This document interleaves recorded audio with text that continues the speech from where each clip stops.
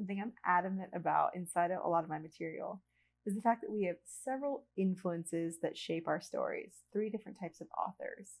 I call these trustworthy authors, untrustworthy authors, and dark authors. I'm often asked, like, what does that mean? How do we know who is who? And I do think defining it is important because when we define the influences, we can decide how close or removed those people should be. So, a trustworthy author is someone who has come alongside of your story and they encourage you, they support you. They might be a teacher, a coach, a mentor, a guide, a parent, a pastor, a professional, someone who can speak into your identity in a trustworthy way. They want you to remain in control of your life. Like they're not trying to take the pen, they're trying to guide you on how to write a good story for yourself. And then an untrustworthy author is a little bit different.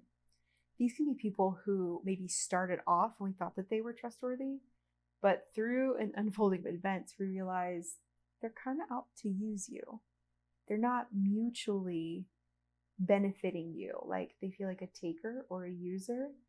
And sometimes it's hard to know who they are because they start one way and then shift to another. But ultimately, you know that you're tangling with an untrustworthy author when you've lost that sense of mutual support and you feel used, abused, misused, or misguided. And then there's a dark author. Now, these are essentially the villains. These are people who will wrestle their way onto the stage of your life or take over control. You feel, violated or, villainized. You feel victimized because they're around you and they're trying to control you in a dark or demeaning way.